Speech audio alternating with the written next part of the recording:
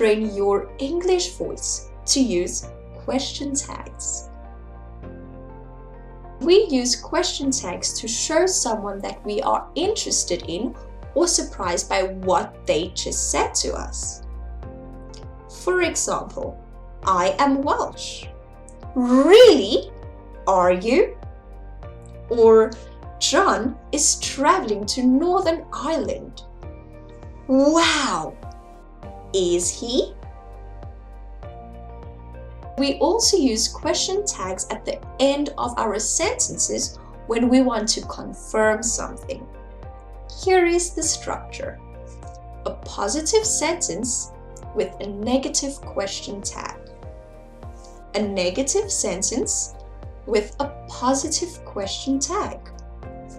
For example, you are Welsh, aren't you? He is traveling alone, isn't he?